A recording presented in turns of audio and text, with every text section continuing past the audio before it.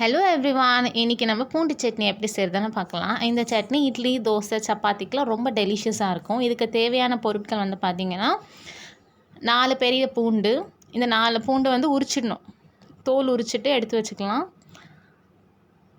அதுக்கப்புறம் வந்து இடிக்கணும். பூண்டை இடித்து நல்லா இடிச்சிட்டு பூண்டை எடுத்து வச்சுட்டு இப்போ சட்னி செய்ய ஸ்டார்ட் பண்ணிடலாம். கடாய் எடுத்துக்கணும். கடாயில் தேவையான அளவுக்கு எண்ணெய் ஊற்றணும். கொஞ்சம் அதிகமாக ஊற்றணும் இந்த டிஷ்ஷுக்கு. எண்ணெய் நல்லா காஞ்சதுக்கப்புறம் தேவையான அளவு கடுகு போடணும். கடுகு நல்லா பொரிஞ்சதுக்கப்புறம் இடித்த பூண்டை எடுத்து நம்ம இப்போது கடாயில் போட்டு நல்லா வதக்கணும்.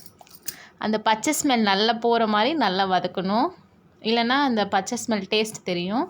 ஸோ நல்லா ஆயிலில் ஃப்ரை பண்ணணும். அது நல்லா கோல்டன் ப்ரௌன் கலரில் மாறும்.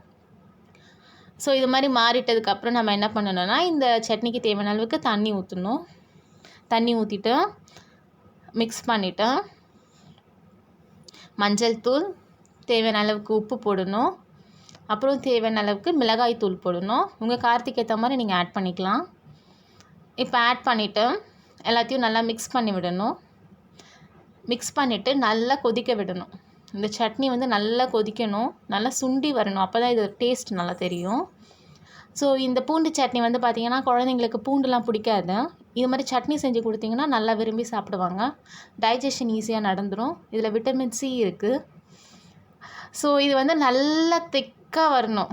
அந்த ஆயில் வந்து ஸ்ப்ரெட் ஆகி தனியாக வெளியே தெரியும். அது மாதிரி தெரிஞ்சால் தான் இந்த சட்னி ரெடி ஆகிடுச்சின்னு அர்த்தம். அது வரைக்கும் நல்லா கிளறிட்டே இருக்கணும்.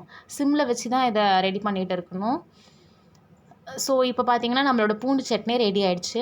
இதை நம்ம ஃப்ரிட்ஜில் ஸ்டோர் பண்ணி 1 வீக் கூட சாப்பிடலாம். அப்படி ஃப்ரிட்ஜில் ஸ்டோர் பண்ணாமல் 2-3 டேஸ் ரொம்ப நல்லாயிருக்கும். இப்போ நம்மளோட டெலிஷியஸான பூண்டு சட்னி ரெடி.